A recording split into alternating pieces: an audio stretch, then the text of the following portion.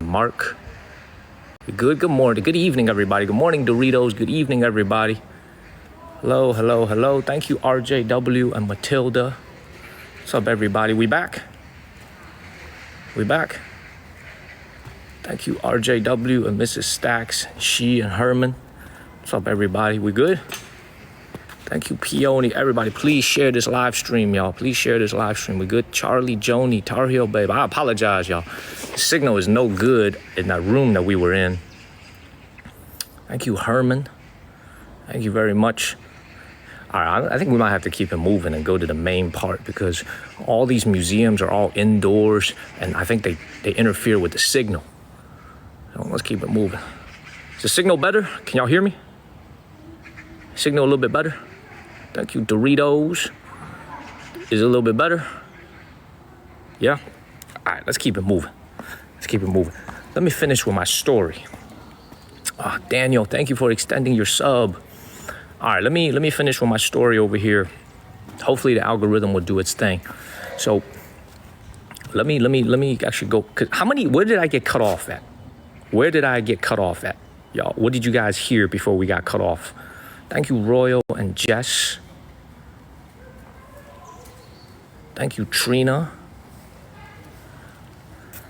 The stealing and the looting. Okay. Let me go back there to the front so I can explain it to you guys, and then I'll walk around the side so I don't have to go in there again. Thank you, Trina. All right. So at the Old Summer Palace, the entire thing is significantly, Erica, thank you. The entire thing is significantly larger than the Forbidden City in Beijing. So you think about how big the official residence of the emperor was, right? Huge imperial palace called the Forbidden City. The Old Summer Palace was actually a lot larger. Thank you, Royal. It was almost think about it like this. It was almost like the royal retreat lake house of the emperor. So whenever the emperor wanted some time away from the Forbidden City, this place used to be his old summer palace where he could come here with his consorts, with his empress, and just relax. Thank you, Ling and Herman. This is also why the Old Summer Palace was built in a European style in certain parts, because it wasn't the official emperor's residence. So they could be a little bit more creative and imaginative with their designs. Now, in the entire Old Summer Palace, the whole thing has been burnt down, so you're not going to see the whole thing.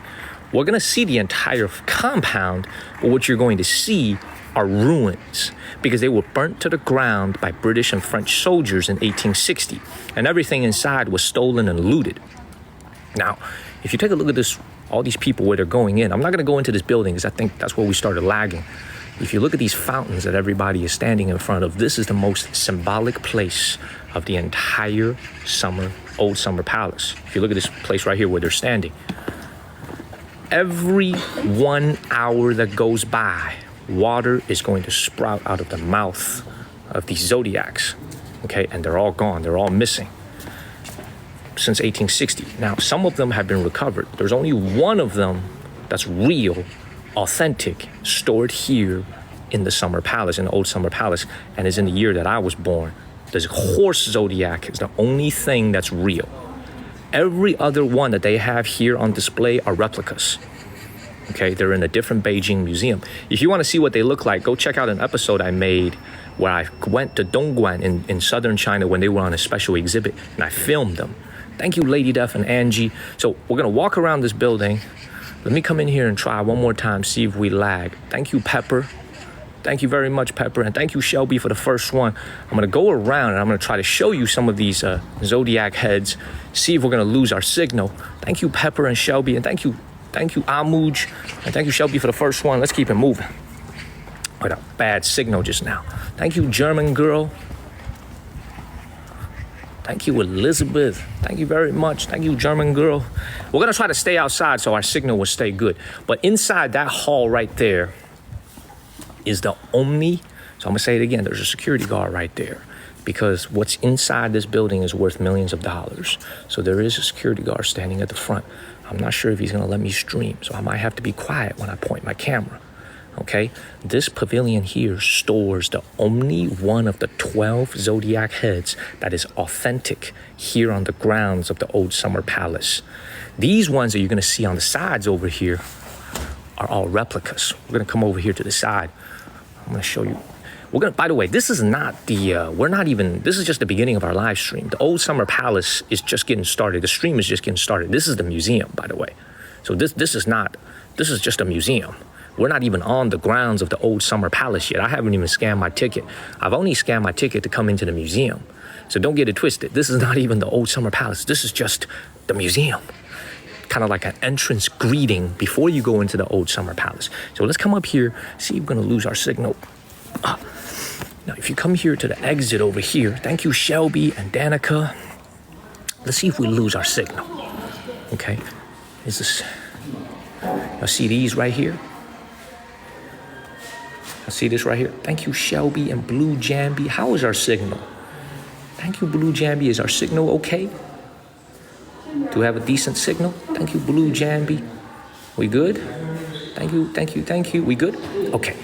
This is one of the 12 zodiac heads. This is obviously the rat. Okay, this is the head of the rat. And if you look inside its mouth is where the water is going to sprout out. Okay, so this right here is actually, once again, a replica. The real thing is not.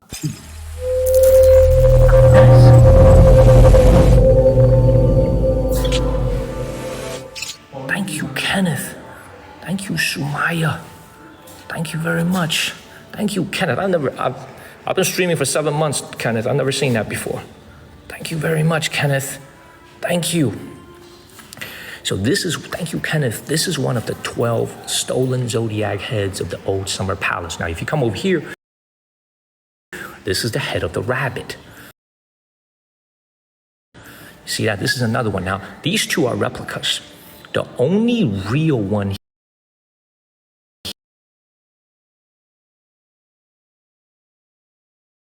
right in front of us, but remember, there's a security guard over here. So what the British and the French soldiers did in 1860 is they cut off the heads of all these 12 zodiacs at the base of the neck, okay, and they took it with them. In the last 30, 40 years, the Chinese government has been trying to get these heads back from personal and private collections throughout the world. Some of them are still missing. I believe 4 to 5 of them are still missing. We don't know their whereabouts, but this has been recovered. This has also been recovered. Now, let's go take a look at the horse one real quick. Now, once again, there's a security guard here, okay? So I'm gonna have to be quiet because there's a security guard standing right there. You see that? So let me be quiet. This is the only real one. So let me be quiet.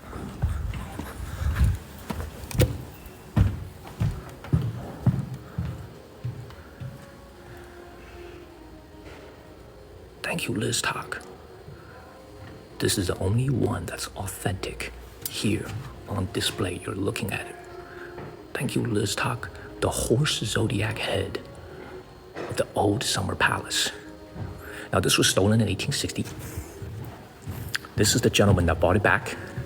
So for those of you that have been to Macau in China, he is the owner and the founder. Thank you, Kenneth. I've never seen one before. Today I've seen 2. Thank you so much, Kenneth. Thank you, Ken. Thank you, Kenneth. Wow. Thank you, Kenneth. This is Stanley Ho. He is the founder of the Lisboa Hotel in Macau, formerly the gambling king of Macau. He passed away a couple years ago. He bought this back at auction and donated it to the Chinese people free of charge. So he paid, I believe he paid, I don't know how much he paid, but he must have paid over $1 million for this, and he donated it to the Chinese people free of charge. So this is what you see right here. This is one of the 12 zodiac heads stolen by the British and the French soldiers and returned free of charge to the Chinese people. Look at this. Absolutely beautiful. This is the only time in my life I've ever seen a real thing. I've never seen this before in real life. So I'm seeing this with you guys for the first time. Thank you, Mark and Karen. This is priceless, by the way. Thank you, MN, Duchess, and Karen. Thank you, Kat. Look at it from behind. Look at this. Thank you, Mark and Mr. Kingdom. Look at the details on this. Thank you, Terry, and thank you so much, Kenneth. Thank you so much, Kenneth, man. I appreciate. I'm at Shelby, Elizabeth, everybody, man. People tapping on the screen. I appreciate you guys. I appreciate y'all, man. So let me come out here real quick. We're about to enter the old summer palace here in Beijing. Thank you, Nick and Terry. Now you have to understand. The old summer palace, it's a place of mourning for the Chinese people. This is not a place where you leave smiling and happy. This is a tragic place. Thank you, Neats. Thank you, Kay. If you guys go and read an article, let's say on Wikipedia or on the British Encyclopedia, you read about the old summer palace. This entire place used to be one of the most splendid places ever built by mankind. It took 4,000 British and French soldiers 3 whole days to loot, burn, and destroy this place. That's how big this place was. It took 4,000 soldiers 3 days. 3 days to burn this place down. They stole so many things from this entire palace. They now rest in 47 museums scattered throughout Europe and the United States. Now, thank you, Dylan and Wendy. Now, as an American, I have to make this clear for all the Americans who are watching this. America had nothing to do with the looting of the old summer palace. This was an act that was perpetrated by the French and the British, and the French and the British alone. No Japanese involvement, no Soviet Union involvement, no Russian involvement. It wasn't even the Soviet Union at the time. No other countries except the British or the French were involved. Thank you, Eileen, Marie, and Johnny. Now, you guys might say, why did the British and the French come and burn down the old summer palace? It wasn't for no reason. They didn't just feel like doing it one day. It was for a particular reason. It was during the Second Opium War. During the Second Opium War, and we are going to go back to that building. I want to show you guys a couple more zodiac heads. During the Second Opium War, the French and the British declared war on the Chinese Qing Dynasty government because they wanted to continue to sell opium to China. Okay? They had gotten news that 19 British and French missionaries had been kidnapped by the Chinese government at the time, the Qing Dynasty government, and that the hostages were not to be returned. Thank you, Greg and Royal. So in retaliation, they decided to burn down the summer palace where the emperor was going to take his vacations.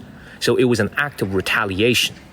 Okay, thank you, Libby. So we're going to come over here and take a look at 2 more of these heads. Remember, there were 12 zodiac animals here. Thank you, Greg and Mikey. Please remember, there were 12 of these zodiac heads here. Thank you, Teresa and Greg. I'm going to come over here. This is in 1860. I'll come over here. I hope our signal stays good. Take a look at this portrait right here. Thank you, Steph. This is going to show you how splendid and wonderful the old summer palace used to look. Imagine this entire thing was designed either by an Italian or a British man. I can't remember who it was. Look at how splendid this used to look. So this is the fountain. This is majestic. Thank you, Tan Julie. Thank you so much, Tan Julie. And these are the 12 zodiacs. Now, here is the myth and the legend. The most important head, the dragon head, is missing. To this day, we don't know where. Thank you, Steph. Thank you, Steph. How's the signal, everybody? Is the signal a little bit better? Thank you, Lucy. Is the signal a little bit better? We were lagging a little bit. Thank you, Frickled. Now here's the myth and the legend. Okay, thank you, Eileen Marie, for extending your sub. The dragon head is still missing. We don't know where it is. We don't know where the dragon head is to this day. The horse has been found. Okay? The monkey has been found. The pig has been found. The dragon, which is the most important animal to the Chinese people, the symbol of the Chinese people, the dragon head, still missing. Rumor and legend has it that a Taiwanese collector has it in their personal collection. This is just a rumor. It's a legend. It's not 100% sure. It's just an internet rumor that a Taiwanese Chinese collector, a very wealthy collector somewhere in Taiwan, China, has their hands on the dragon head. And it has never been seen since 1860. It has never surfaced for auction. It has never surfaced for sale. It has never been displayed at a museum. We don't know where it is. We don't know where it is. To this day, we don't know where it is. Okay? Now, if you look at these ones right here, these are also the ones that have been recovered, but these are replicas here. So this is the pig. Thank you, warrior. This is the pig head over here. Okay, and that is the tiger. I think that's a tiger. Yeah, that's a tiger. That is the monkey.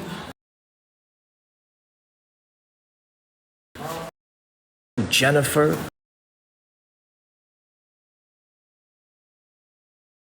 And this.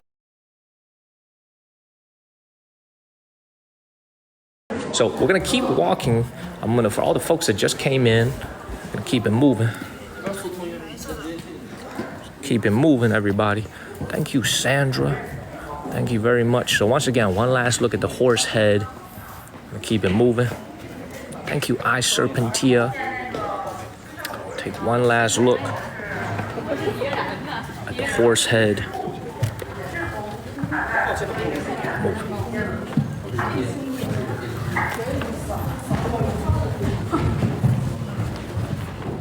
Thank you, Shelby and Robin.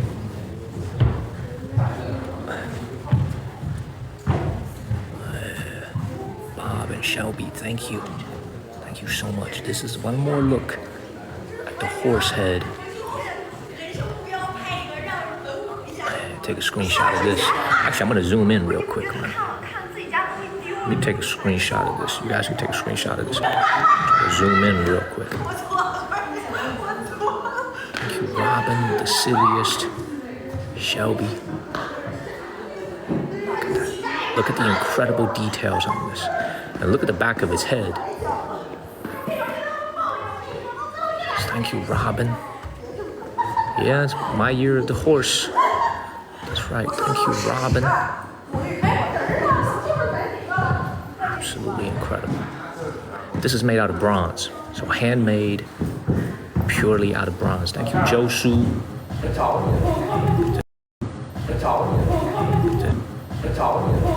This.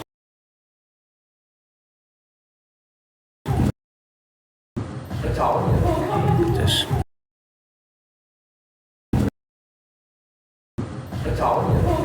This.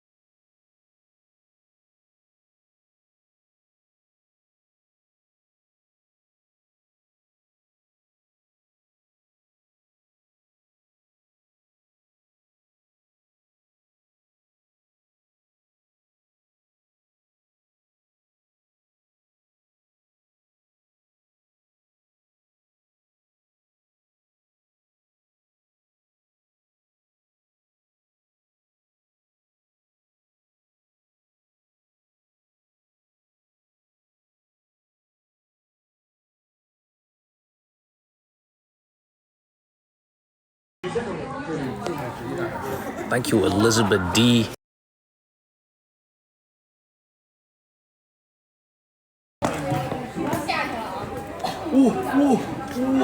We're back, we're back. We're back, everybody. All right, we're back.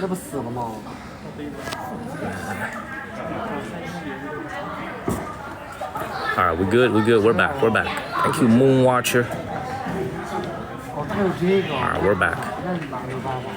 Thank you, Moon Watcher. We're back, everybody. All right. We good. Let's go ahead and get up out of here.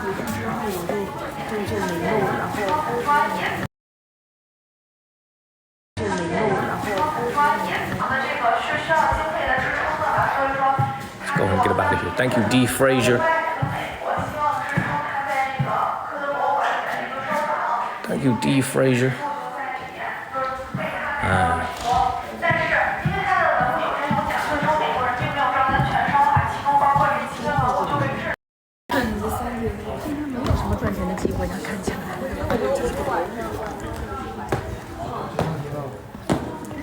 Man, what's that?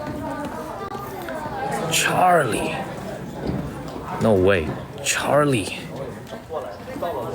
Man, Charlie Lambert. Man. All right, we good now.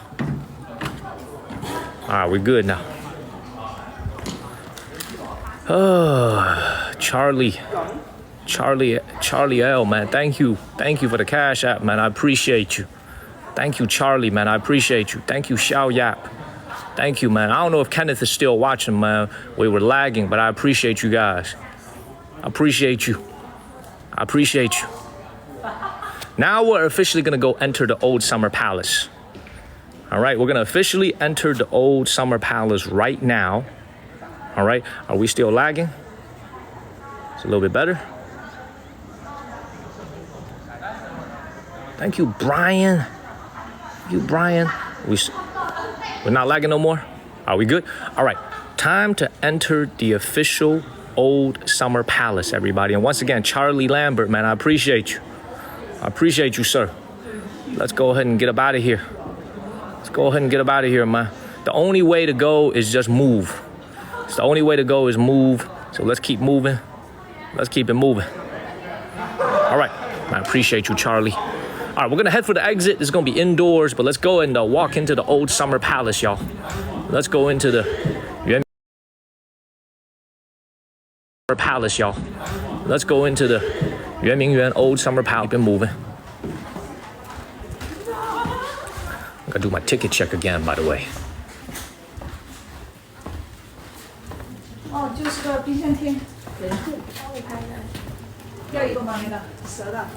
All right. Let's go into the Old Summer Palace. So that was the museum. The museum is super cheap. The museum is only $1.40. It's only 10 yuan. Only $1.40. Now we're gonna go into the Old Summer Palace, okay? Where they're gonna do a ticket check again.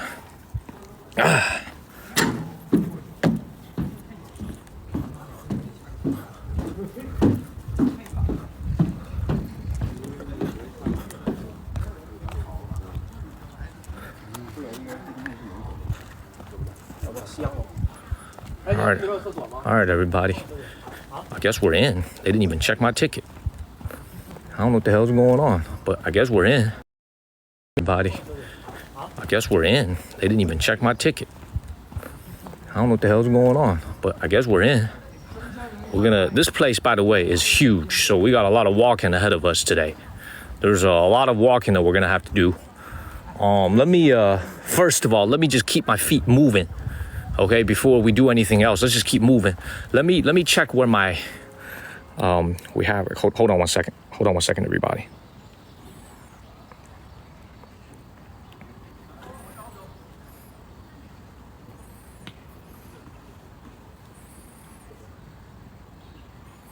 Oh my God. All right. So for everybody who's watching, I apologize for the live, for the interruptions today, but we should be right now okay. We should be home free now when it comes to the signal, okay? We are gonna be outside for the rest of the day. That was the museum back there. Thank you, Michelle. Let me take advantage of this good signal for a second, and once again, explain the significance of what we're looking at. The Old Summer Palace is a tremendous place. It is multiple times the size of the Forbidden City here in Beijing. It is absolutely huge.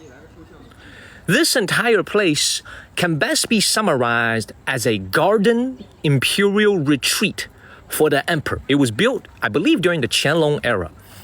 During the Qianlong Emperor's era, the Chinese Qing government was extremely wealthy. It had very few external enemies that it needed to be protected against. It had a lot of tax receipts from all the international trade and also being collected from the Chinese citizens themselves. The Qing Dynasty government during the Qianlong era had a ton of money to spend. And they spent it on enriching their own lives for the emperor. So this is why they spent a ton of silver for the emperor. So this is why they spent a ton of silver building this palace here that you're about to see called the Old Summer Palace, paying the emperor. Now, you have to understand one thing that I just said. I used the word silver. This is the underlying, thank you, Bianca. Much love to you too. One of the underlying reasons the British and the Chinese fought a war, thank you, Leela, was because of the use of silver. You have to understand the fundamental reason why the British and the Chinese went to war in the First and Second Opium War. The fundamental reason, with all the reasons, that the British wanted to establish trade, they wanted to reduce tariffs, they wanted more additional trading ports, all that. The biggest reason the Chinese and the British fought a war in the 1800s was because the British were paying for everything they were buying from China in silver. The Chinese did not want many things that the British made, but the British wanted everything the Chinese were making. Thank you, Anna. So they were paying in silver. So the British were like, damn, if we keep going at this pace, we're going to run out of silver. Thank you, Anna. Thank you, Wendy. We're going to run out of silver. Thank you, Joan.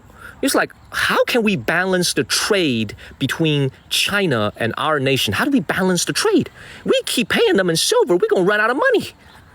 So they decided to sell opium to the Chinese people. Okay? So the British couldn't figure out how to balance their trade. The Qing Dynasty kept on demanding silver. Thank you, Shelby and Royal. Hello, Dimples. So the British decided, we're going to sell opium to the Chinese people in order to balance the trade. Okay? Now, the British, of course, were making a ton of money from opium. This is why the first Opium War happened, because the Chinese government eventually realized it's not a good idea to have a significant portion of your population hooked on opium. So that's when they decided to ban opium trade from Britain. And this is how the first Opium War started. Does that make sense? The British essentially wanted to keep on selling opium to the Chinese. The Chinese people said no. The Chinese government said no. So the British responded by invading China in order to keep selling opium. This is why it's called the Opium War. This is called the first Opium War. This was like in 1840. So by this time, the Qianlong Emperor had long passed away, but this palace had been passed down to his children and his grandchildren. Okay, so this palace was being used by subsequent members of the royal family. All right, I don't actually believe I can cross this river unless I become Michael Phelps and swim across this thing. So I'm gonna have to go over to that bridge over there. Thank you, MK and Nanners. Does that make sense, everybody? Does that make sense? Absolutely. Charlie Lambert, parts of The Last Emperor was filmed in the Forbidden. That makes sense, everybody? Does that make sense? Absolutely. Charlie Lambert, parts of The Last Emperor was filmed in the Forbidden City, and I would imagine parts of it were filmed here. This is why that film is so precious, everybody, what Charlie Lambert just asked. Because that film, actually, the Chinese government allowed the use of the Forbidden City for the filming. Now, no film can use the actual Forbidden City. They have to go to Hendian to use the replica. Thank you, Pepper. Does everybody understand like what I was trying to explain to you guys? Man, this place is a place of significant shame and indignity for the Chinese people. It is a symbol of the British and French aggression that looted, stole, and ultimately burnt down this entire place.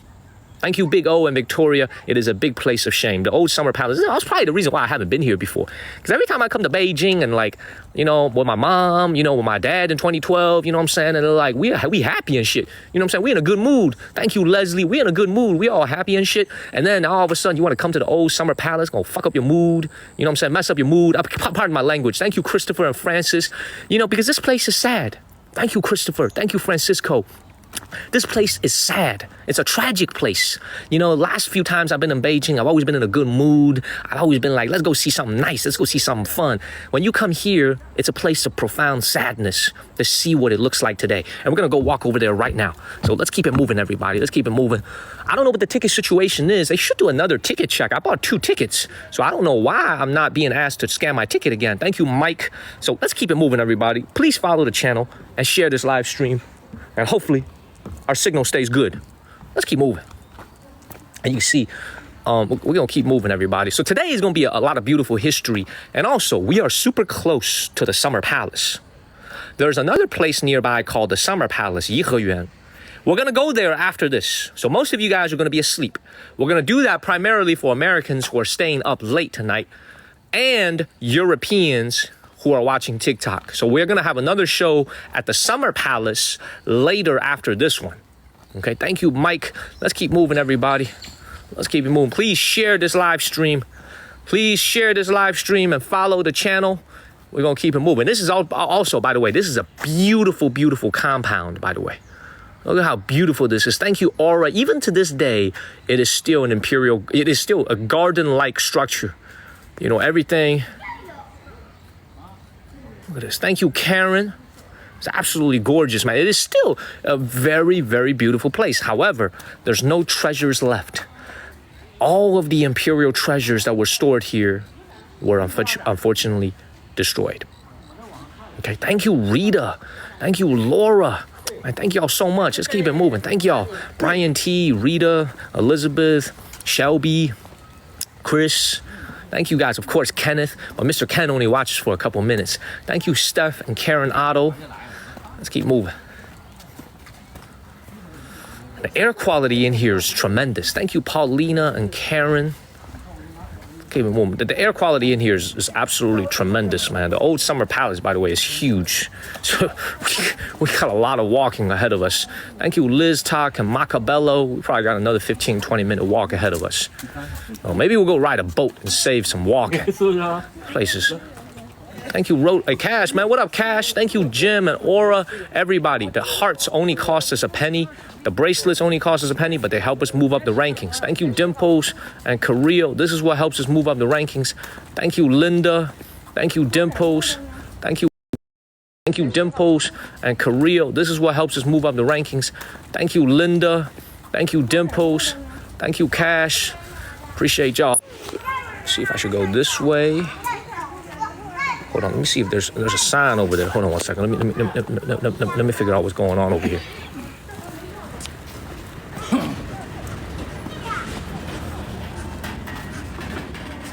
Thank you, Kalpana, Jimmy. Thank you. All right, so this on the bottom is where we're going. Xianglou Yizhiqu. So the Xianglou area at the very bottom is where we're going. We could actually go take a sightseeing boat. Y'all want to see a boat or y'all want me to walk? Thank you, Blue Apple and Aura. I'm okay with either. You could take a boat, but there's probably a lot of people on the boat. Thank you, Paulina and Gamma. Let's keep moving, everybody. Let's keep moving. Thank you, Aura and Rita. Everybody's saying boat. Let me check out what the situation with the boat is.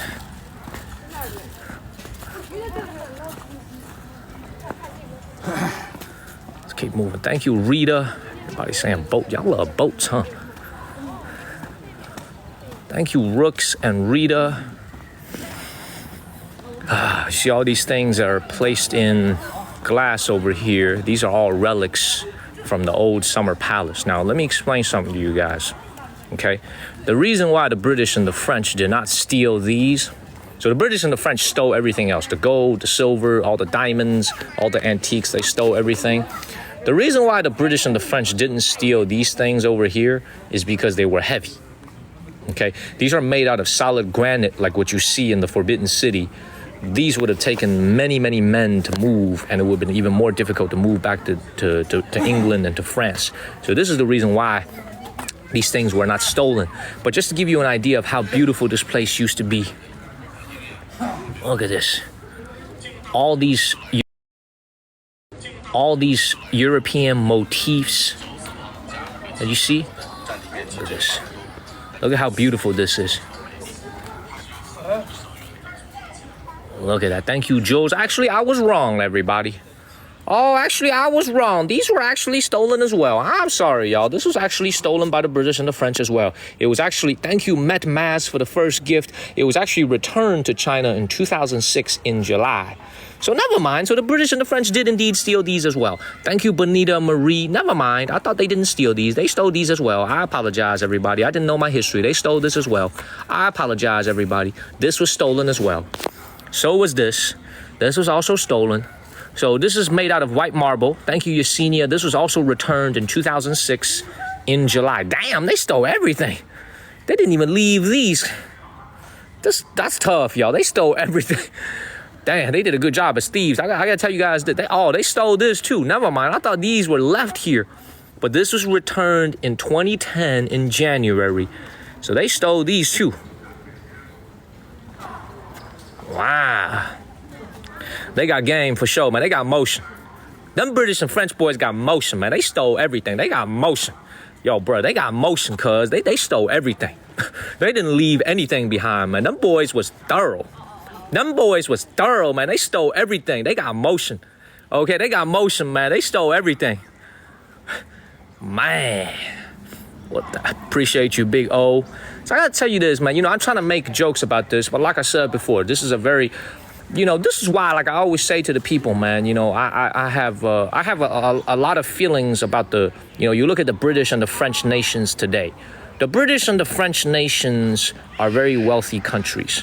But in many ways, the wealth of their nation, the foundation of British and French wealth today, in many ways, is from the loot that they stole from all over the world. From Africa, especially the French, from Africa, especially the British, from Asia, from India, from South America, the Spaniards.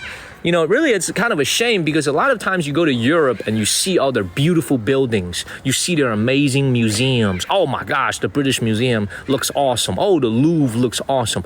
Oh, the Spanish Museum looks awesome. You walk down the streets in Belgium, right? Anybody ever seen Belgium? Anybody's ever been to Belgium? You should read about the history of King Leopold, what he did in Africa. What King Leopold did in Africa and the horrors the Belgian soldiers committed there in Africa, right? So this is why, like I always tell people, man, you know, I go to Europe and I admire their architecture and I admire, you know, their wealth and their heritage, but you do have to call a spade a spade. So much of their wealth and heritage is based on the things that they stole from the rest of the world, and the word is steal. They stole it. You know, the African people, the Asian people, and the South American people did not invite them to come. The British, the Spaniards, and the French showed up on their own.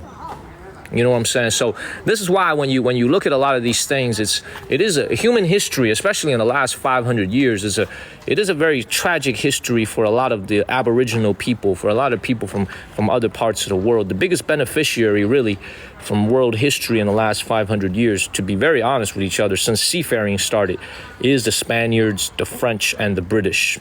To a certain extent, the Germans as well, and the Italians.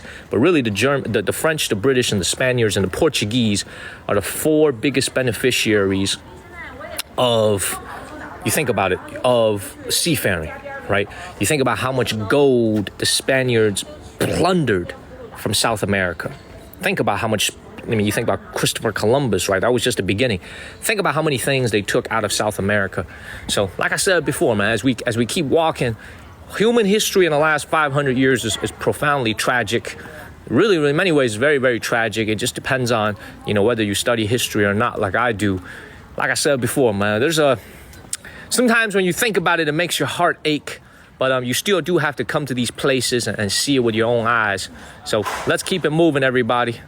Let's keep it moving. You know, I love, and I'm a Christian. I am a God-fearing Christian. But there is a saying in Africa, you know, I think it was, yeah, but there was a saying in Africa.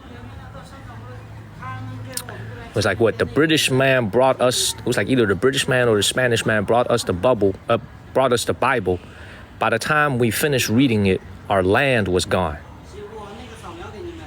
I believe this is a saying from Africa. The British man brought us the Bible. By the time we finished reading it, our land was gone. You know, very profound statement when you think about it.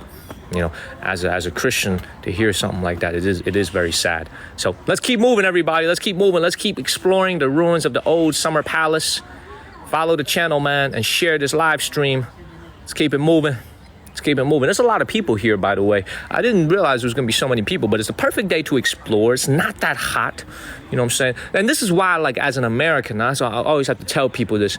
I'm very, very proud to be an American. I'm very proud to be an American, although our nation's history is, of course, a profoundly tragic one as well. Thank you, Kevin, when it comes to the Native Americans and the African Americans. However, the one thing that the Americans did not do, that we have not done, is that we did not go to other nations around the world and colonize them to the same extent that the British and the French did. So we can look at the rest of the world and you think about our contributions as a nation to Europe, to Asia, after World War I, after World War II. We have a lot to be proud of as Americans. You know, I want to say one more thing before we keep it moving. I want you guys to hear me very, very clearly. In the early 1900s, the Americans was one of the 8 nations that invaded Beijing and invaded the Qing Dynasty during the Boxer Rebellion. I'm gonna say this story one more time because I told it one time before. But now that we're here, we might as well tell the story again. The Americans was one of the 8 nations. The Russians were involved, the Japanese were involved, the Portuguese, the Spaniards, they were all involved. The Americans were the only nation, the United States of America, we were the only nation who returned the indemnities that the Qing Dynasty paid at the end of the Boxer Rebellion. Every single other nation took the money. The American government was the only one that returned the funds in full to the Qing Dynasty government. And it said to the Qing Dynasty government, use that money, build a school. They said it to the Qing Dynasty government, use that money that you were about to pay us for the indemnity, go use it and build a university. This is why today, the greatest university in China, Tsinghua University, where lots of ex-presidents, ex-chairmen of China are from, including today's president. President Xi is an alumni of Tsinghua University. Tsinghua University was built using funds the American government returned to the Qing Dynasty. The Harvard of China. Thank you, Paulina. One of the best universities in the entire world, the best university in all of China, Tsinghua University, was built partially using funds returned by the American government during the Boxer Rebellion. So many of us don't know that. Like I said before, a lot of Chinese people also don't know that. I don't think this is something that they'll teach in their textbooks as well. Thank you, wonderful. This is why, like I always tell people, man, there shouldn't be any hatred between Americans and Chinese. There should be no bad blood whatsoever, because the history of these two nations, we're a very young nation. We've had very little conflict except the Korean War. We've always had a very friendly relationship with each other. Always had a very friendly relationship with each other. These are the two countries that should get along very well. Does that make sense? Like, this is why, like, I always love to tell these stories. It's very appropriate to tell it here because the campus of Tsinghua University is right next door to the old summer palace. Right next door to here. We can't unfortunately go in because it's not open to the public, but the best university in China is right next door to here in old summer palace. So let's keep it moving, everybody. It's a beautiful, beautiful lotus pond. Let's keep it moving. We should all be friends, man. Like I said before, man, I'm not, see, you guys know, I'm going to say it again. I'm going to say this, I'm going to say it again. Thank you, Lux. You think about, you know, let's just keep moving, man. That's because I could stand here for the next 2 hours and talk, man. You know how I am with the yapping, man. Thank you, Eric and One Lucky Lady. Let's keep moving. Please share this live stream like JK is doing. Let's keep moving, everybody. Let's keep it moving. I'm not misinformed at all.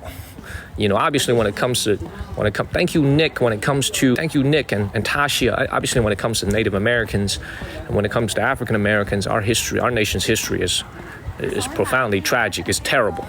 It's terrible. So let's keep it moving, man. Let's keep it moving. Let's see what the situation is with this boat over here.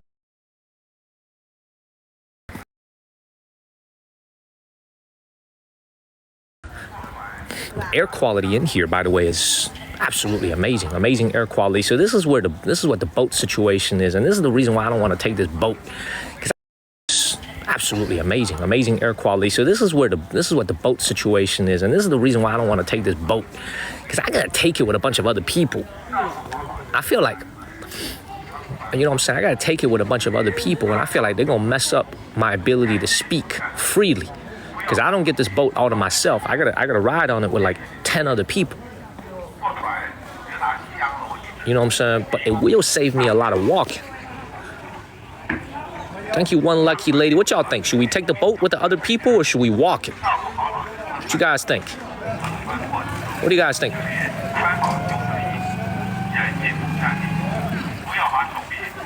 Thank you, Brandy. Drive one. I can't drive a boat. I can't drive the boat, but you can see there's probably about 10 people on here. What y'all think? Victoria's like, take the damn boat. Let's do a poll. The best way to do it is do the poll.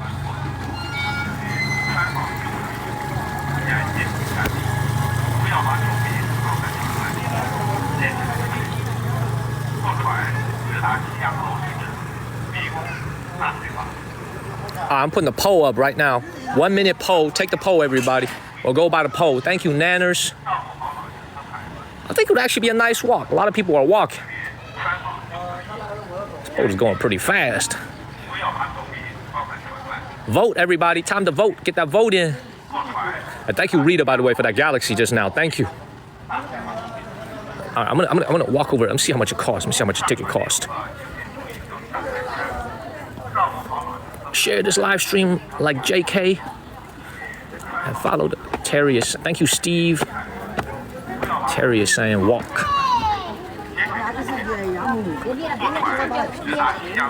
Thank you, Chuck.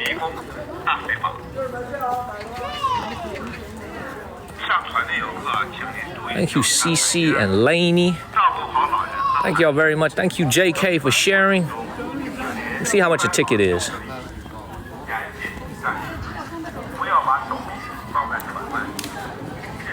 $35 so it's $5 for a ticket.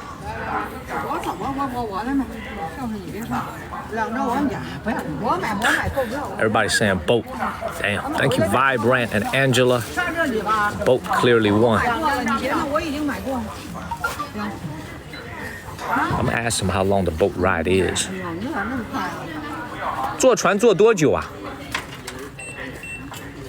是，坐船坐多久啊？20分钟是吧 ？20-minute boat ride. Thank you, Kim D and Gabby. 20-minute boat ride. 你这先来了一趟，得，对不对？哎。微信扫码购票。哦，你能扫我吗？你自己扫码购票。你要不在这上面，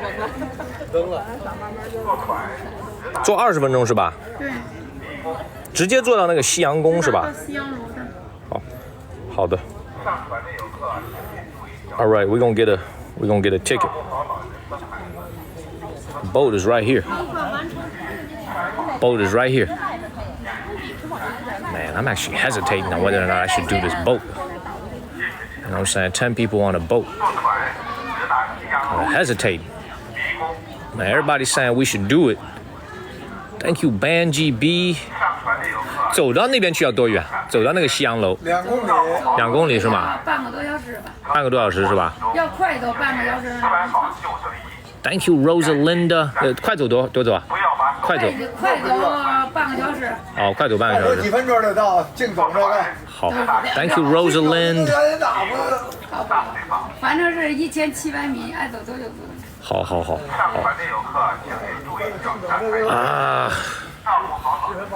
Walk is 30 minutes. Boat is 20 minutes. Thank you, Gabby. It's not. By the way, it's not about $5. I don't mind the $5. It's just. Let's see which one is a better experience, because I feel like there's something to see on this walk. You know?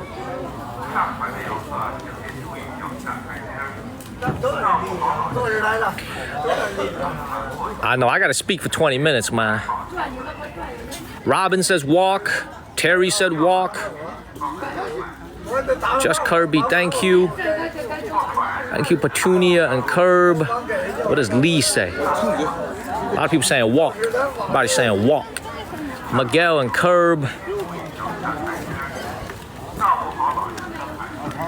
Man, that's not, I don't give a damn about the $5. Thank you, Curb. It's like, look, here's the problem why I don't want to do this.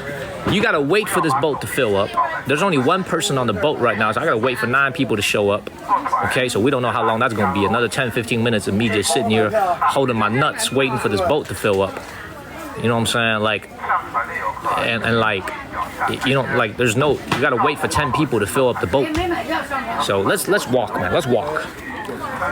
Let's not even think about this anymore. Let's walk. Because there's nobody on the boat right now. There's only one person on the boat. I see there's only one person on the boat.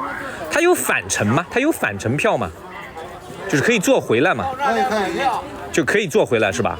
好，谢谢。We could take the boat back. I'll tell you guys what, this is a good compromise.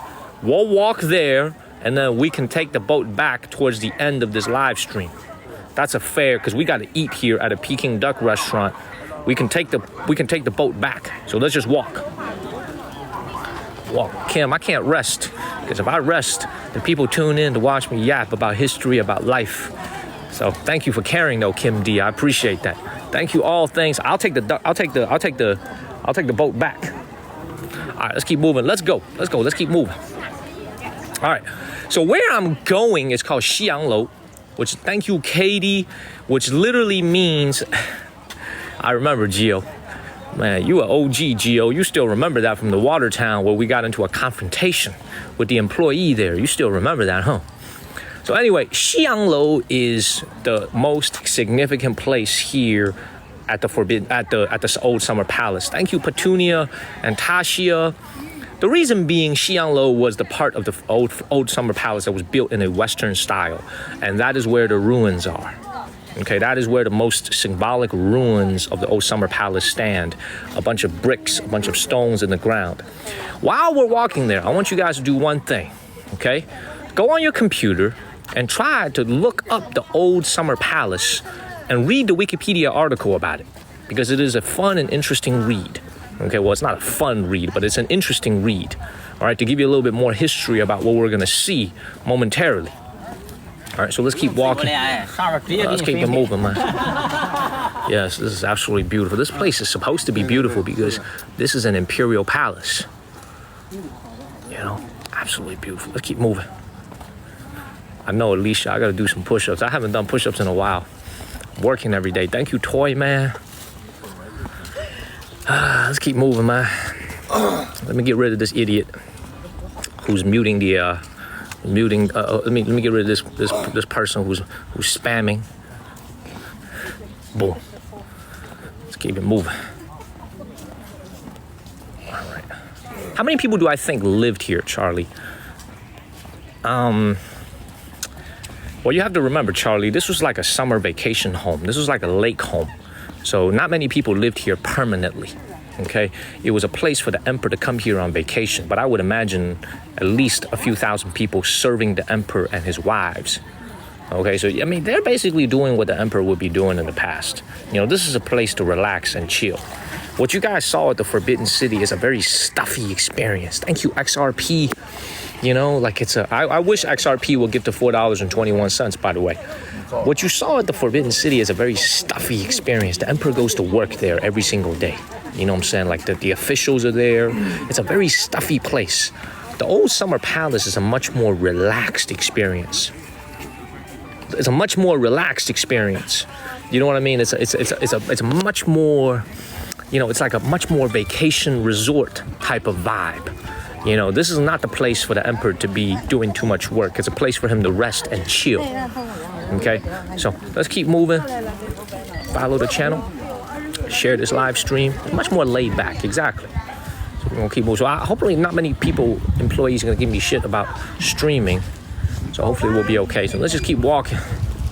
It's just over 1.1 miles to get to our destination. Thank you, Sherry. Question, why is it called the Forbidden City? The place that we visited 3 days ago is called Forbidden City because it was the emperor's official residence. Only the emperor could live there along with his family. Thank you, DD. Thank you, David Doe, for extending your sub. Man, I ain't seen DD in forever, man. Thank you, Haja. So I think David is just automatically renewing his subs. Thank you, Haja. I don't even know if he's watching. Thank you, Nana and Haja. So let's keep moving. Thank you for the heart. That's how we move up the rankings, y'all. Thank you very much. Thank you, Ghost Girl and West Avon. Thank you. Yes, others were forbidden from Ghost Girl and West Avon. Thank you. Yes, others were forbidden from entering. That's why it's called the Forbidden City. Mods, we got a lot of spammers today. Can we watch the chats a little bit? Got a lot of spammers. But follow the channel. Thank you, Xiao Yap and V. Do I have any mods on right now? I think I got Amuj and Curb, right? Thank you, Petunia. Thank you, V. Thank you, Evan and V. I know, Gio, that was an epic stream. That was when Neep showed up for the first time that I remember. Mr. Neep. Haven't seen him in a while. He's fucking beautiful. Thank you, Nana. I got Amuj. I love it. Thank you, Amuj, for moderating. I appreciate it very much. Thank you very much. Yeah, we got a lot of spammers today. You can see, by the way, the vibe here, once again, at the old, I keep saying Forbidden City, at the old Summer Palace, just super, super chill. A combination of water and what we're about to see, land. Right, just a super chill vibe compared to the Forbidden City. Super, super laid back. You don't see a lot of buildings, well, because they were all destroyed by the British and the French. But let's keep moving. Keep it moving, man. Let's keep moving. Discord is free. The Discord channel is free to join. Thank you, Nana. So let's keep moving here in the old Summer Palace. The flowers on the water are lotus flowers. Thank you, Sheena. They are lotus flowers. Look at that. Just the whole lake is covered in them. Thank you, Lemon Go, for the first gift. Thank you, Lemon Go. Thank you. I must admit, this is actually a gorgeous boat ride. It cuts through the lotus pond. Thank you, Nana. Thank you, Jane, Yuki, and Aries. That is actually a very gorgeous boat ride, so we do have to take it a little bit later. Beautiful. All right, let's keep moving.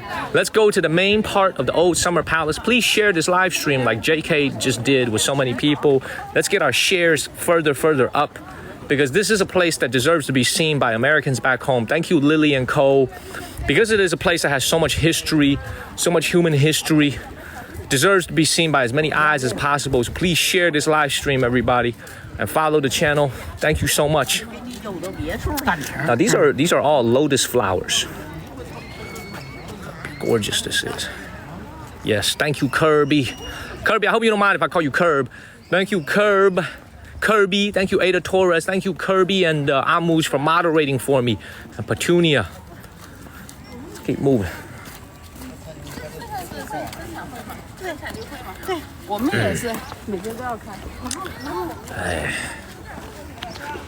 Oh, and a little bit more history as we keep it moving. So in 1860, when the British and the French came here, thank you, Victoria, the Qing Dynasty imperial government was totally unprepared. Thank you, Lisa Ann and Victoria. Thank y'all. So the British and the French came here at a time when the Qing Dynasty government was not prepared, meaning they didn't have any time in advance, thank you, Richard, to move all the valuable goods out of the old Summer Palace. This is why the British and the French were able to steal so many things, because it was a complete surprise to the Qing Dynasty government that they would come here and burn and loot this place. Otherwise, the Qing Dynasty government would have removed the valuable things. Thank you, Gidget, the priceless antiques, a lot of the treasures. They would have taken it out of the old Summer Palace and stored it somewhere else safely. The British and the French came totally unannounced in the middle of the night. And that's when they started to rob and loot. Matter of fact, thank you, Mick Mock. As a matter of fact, this place was so large. There was actually a lot of things that weren't even looted. There were actually a lot of treasures, a lot of paintings, a lot of sculptures, a lot of different artifacts, even gold and silver. Thank you, Sweet Tooth. That was not even looted. It was just burnt. because the British soldiers and the French soldiers couldn't carry. They didn't have enough room in their pockets. They didn't have enough room with the things that they were carrying. They just didn't have enough room to carry the things that they wanted to carry. A lot of the treasures were actually just straight up destroyed, just burnt, because they just ran out of carriage space to take things from the old summer palace in 1860. Does that make sense?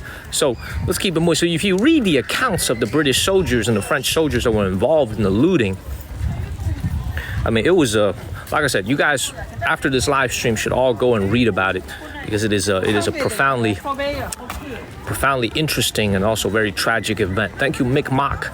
So let's keep moving. It is what a shame indeed. What a shame indeed. Please follow the channel and share this live stream. We're going back to Shenzhen tomorrow to get ready for Taiwan, China on October 2nd. So we'll be flying to Taiwan, China in Taipei on October 2nd. I already have my plane ticket, but I need to go back to Shenzhen tomorrow to get ready for that trip. So let's keep moving. Little kid over here wilding. Little kid over here wilding. Little kid over here wilding. Thank you, Petunia and Sherry. See a little kid over there wilding? Thank you, Sherry and Petunia. Kid over there wilding. So you know the reason why I never wilded like that when I was a kid?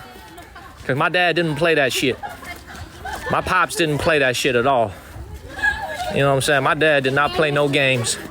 He did not play that at all. No, we're gonna keep it moving.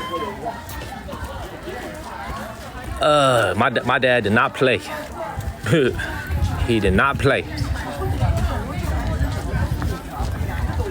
All right, man, this place is freaking huge. Let me look at the map and figure out where it is that I am. 这就是3元币。从这儿出发，先走圆明园，整个带您都绕一遍。途经19个最重要的景点，每个景点都会给您做出讲解复原来，把这个圆明园整个都给您讲述出来，它曾经是什么样，每个地方。So we're about to go up to the very top where that sign is, the red sign right there. That's the most important place. 第二呢，是因为送您去长春园的那路上呢，是有以前东西能看到，比如守卫城这儿，这是以前养兵的地方，还有铜墙还在。I need to make a left turn, so I need to go this way. Hold on one second. So let me come over here to this map right here.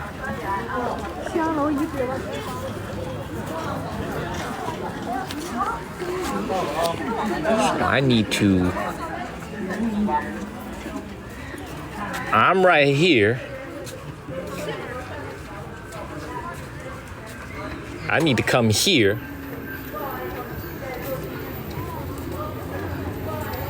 Man, there's no way that we could do this whole thing today, man. We're gonna go over here and check out this western building area. Look at all this over here, man. There's no way I could do this whole thing. This place is freaking huge. Remember, this is multiple times the size of the Forbidden City. There is no way that we could do this whole thing today. So I need to go from here. Man, this is crazy. I need to go. This is how crazy, how big it is. I need to go from here to here. I'm standing here. Changchun, where is that? That's over here. I need to go. Okay, let's go, man. It is a freaking town, I know. And this is also a UNESCO World Heritage Site, by the way. So this is another UNESCO World Heritage Site that we're seeing. So this is where we need to go. 800 meters to Xianglo area, so we're gonna go this way.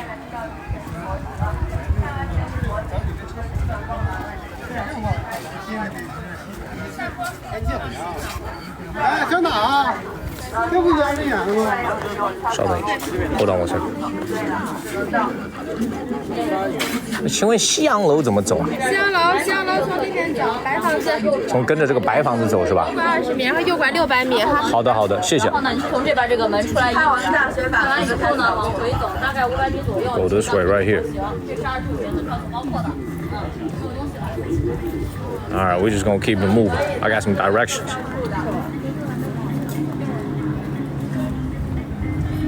Man. Thank you, nobody of note.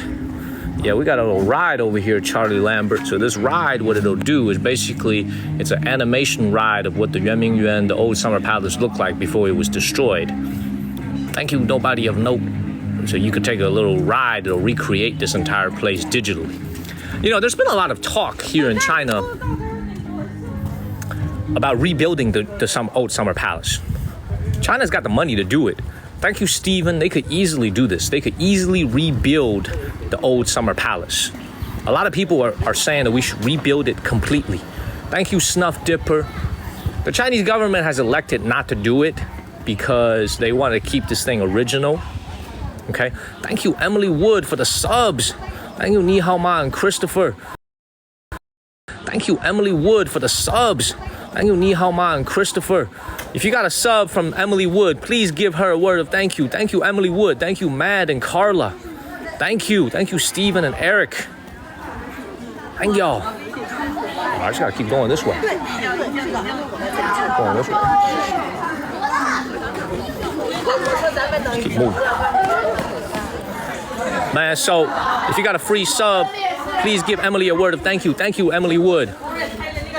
Thank you.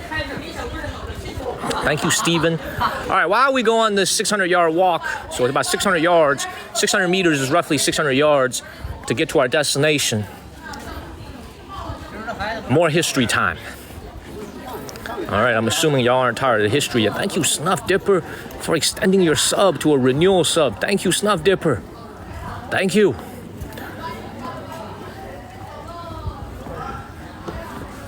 Y'all want to hear a little bit more history or not? Thank you, Lemon Go or D. Fraser. Y'all want to hear a little bit more history?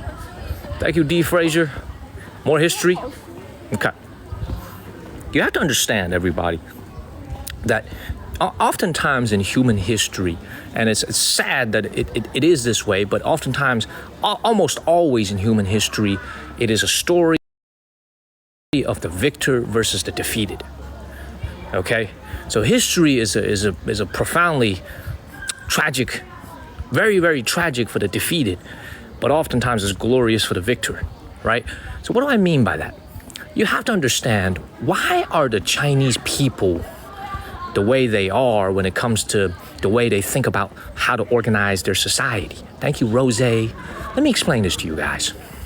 Why is it that here in China versus back home in America, let's say you commit a drug offense, the most you would do is go to prison, right? Here in China, why is capital punishment reserved for drug traffickers? Thank you, Callie. Why is their law so strict here in China when it comes to any type of drug offenses, right? And the reason is very simple, because this country has been scarred by the pouring in of opium perpetrated by the British. So a lot of times, this is why I take issue with a lot of the people in the West, especially these human rights groups, who comment on the present situation here in China without fully understanding the historical context. Thank you, Nobody of Note. They'll say, oh, it's too harsh to give capital punishment to someone who was involved in trafficking. Thank you, Nobody of Note. Well, they didn't learn history. You see, they failed high school, and they did not pay attention to history class. And also because we don't really teach this type of history back home in the United States. The Chinese people, thank you, Stan B and Emily Wood, are profoundly, profoundly sensitive about 100 years of humiliation from about 1840 to 1949. The Chinese people are profoundly sensitive about this 100 year of history that is marred and scarred by foreign invasion, unchecked inflow of drugs, okay? People coming from overseas to steal antiques, to dig up tombs. Thank you, Angie.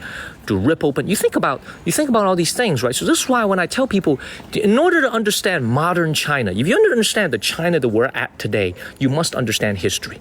Thank you, Peony. Without the aid of historical context, you cannot understand anything about why the Chinese people do what they do. Okay? Let me explain this to you further. Thank you, Beth.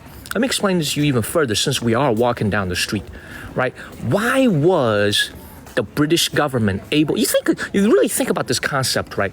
You really have to think about this concept as an American. And this is very relevant to an American today. Why? Because we have a fentanyl crisis back home ourselves. We are experiencing something similar to what the Chinese people experienced 150 years ago, right? An almost unchecked and unbridled, thank you, Angie, trafficking of drugs flowing into our country. Right? The question is, what are we going to do about it as a nation? Thank you, Linda. Now, what they did about it is very simple. They fought 2 wars with the British. They lost, but they tried to stop the incoming of drugs. Does that make sense? Thank you, Linda. So this is why, I always tell people, right? I always tell people it's important to understand history, to understand the reasons why the people do what they do here. Thank you, Angie. I appreciate you, Angie. Thank you very much. All right? You have to understand, why is history so important, right? Why is all these things so important in understanding modern day China? A lot of things I don't even understand, but the more I learn history, the more I understand. Okay? So please follow the channel and share this live stream. Now, if you think about really throughout the context of the last 150 years, really the 100 years between 1840 and 1949, let's say, okay, who has been, thank you, Sweet Tooth, for an American to understand this, who has been the greatest, who has done the greatest damage to China as a nation, right? Who has stole the most, right? If you think about acts of thievery and barbarism, there are two countries in the last 150 years, really between 1840 and 1949, there are 2 countries that have stolen the most from China. Thank you, Petunia. 2 countries. Anybody know the answers? And anybody knows the answers to these 2 countries that have stolen the most from China between 1840 to 1949? I'm waiting for the answers in the comments. Thank you, Jean and Petunia. Kong says England. Okay, France and England. Okay, I'm waiting for the UK, Japan, USA. No, not the USA. Not America. No way. Okay, I'm gonna look at a couple more comments. The British and the French, the Korea. Okay, the 2 greatest thieves in the last 150 years of Chinese history is actually not the British and the French. Okay, as we walk to the deserted area that was burnt down by the British and the French, people have to understand one thing. People have to understand one thing. You see, I am a lover of history. History has to be understood in its full context. Thank you, Zombie. The British and the French were barbarous when they burned down the old summer palace. But if you guys actually go, for those of you who love history, and I hope Terry is watching this because I know she loves history, if you actually go and read the words of the Treaty of Nanjing, an unequal treaty, if you actually sit down, you go and Google Treaty of Nanjing, you actually go and read it. If you actually go and read it, the first 条约, the first line of the Treaty of Nanjing is that from this point forward, our governments will protect the natural rights and properties of our respective citizens. That's actually the first 条约, the first line in the Treaty of Nanjing. Thank you, Colin. So I'm going to answer that question. I'm going to answer that question that I just gave you guys, so you guys can understand what I'm trying to say when it comes to the Treaty of Nanjing. Now, the 2 countries that stole the most from China in the last 150 years, really between 1840 and 1949, okay? 2 countries in particular. It's Japan and it's Russia. These are the 2 countries that stole the most from China in the last 100. And it's Russia. These are the 2 countries that stole the most from China in the last 150 years. The Japanese and the Russians. Not the British, not the French, and certainly not the Americans. The Japanese and the Russians. Okay? But they stole very different things. You see, what the Japanese stole was very simple. The Japanese stole all kinds of natural resources. Okay, so the Japanese, because they're an island nation, they don't really have any natural resources. They stole coal, they stole timber, they stole natural gas, they stole oil, they stole human labor, they stole gold, they stole antiques, they stole diamonds, they stole rice, they stole all kinds of agricultural products like rice, flour, grain, everything in order to fund their war effort against the Americans. They also stole silver, they stole minerals, they stole water. Okay, every step I'm taking, they stealing something, okay? They stole water, they stole grain, they stole food, they stole minerals, they stole timber, they stole everything, okay? Just the amount of coal the Japanese people stole is in the hundreds and millions of tons. Wrap your mind around that number. The Japanese stole hundreds of millions of tons of coal alone. Thank you, Steph, from China. During the Second World War, hundreds of millions of tons of coal to be shipped back to Japan so they could use that coal to fund and fuel the country in the war against the United States. Does that make sense? Hundreds of millions of tons of coal. Thank you, Nandita. So what the Japanese stole is really all types of raw materials, all types of things that you could actually touch. You know, food, water, rice, coal, oil, oil that could be refined into gasoline. Because you guys remember, Japan as a country doesn't have coal.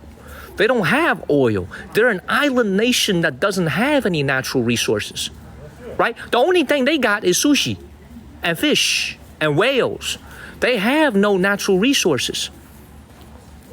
Does that make sense? They are a small island nation. They don't have no natural resources. So they have to go and steal from the Philippines. They have to go and steal from Myanmar. They have to go and steal from Australia. They have to go and steal from New Zealand. They have to go and steal from China because they don't have any timber. They don't have any coal. They don't have any of these things. So this is why their fascist government during the Second World War decided to go and steal it from the rest of the world and rest of Asia in particular. Does that make sense? So a lot of people back home in America, they don't understand this. They don't understand this. Like, why did Pearl Harbor happen? Why did Pearl Harbor happen? Why did the Japanese decide to bomb the Americans in Pearl Harbor out of the blue? Right? Because President Roosevelt decreed that no more oil is to be sold to the Japanese. They said, we're going to put an entire embargo on American oil. No more American oil for the Japanese. Thank you, Michelle. No more American oil for the Japanese. So they decided, you know what? We might as well strike first. We might as well go into the Philippines and take it. Does that make sense? We might as well go and steal it because the Americans just said we can't have any more oil. So this is the reason why they struck Pearl Harbor. Thank you, CKC. Let's keep it moving, everybody. Follow the channel. Share this live stream. Now, that's the first one. The first one is Japan. They stole a lot of material goods from China between, let's say, really for about 100 years, between the first Sino-Japanese War and the end of the World War II in 1945. The Japanese stole so many things from China, it's ridiculous. It's ridiculous. However, I am a very fair and unbiased historian when it comes to sharing with you guys historical facts. After New China opened up to the world during the Reform and Opening in 1979, in the years after Reform and Opening, what's the one country that made the most investments into China? Thank you, Daniela. Before the Americans showed up, it was actually the Japanese. The Japanese gave very, very significant economic assistance to New China after the Reform and Opening happened in 1979. So you think about it, very low interest loans, aid packages, all types of very, very strong economic assistance, technological assistance, financial loans, cultural exchanges. Thank you, Drea Lee. Okay, very, very interesting. A lot of different types of aid actually came from Japan. I would guess out of guilt, because they did so much bad shit, you know what I'm saying? Out of guilt, there was actually a lot of economic assistance. Now, I will tell you guys a funny story from my own personal life. Thank you, Rose. I remember when I was about 6 or 7 years old, I was going to elementary school. I still remember this story like it was yesterday.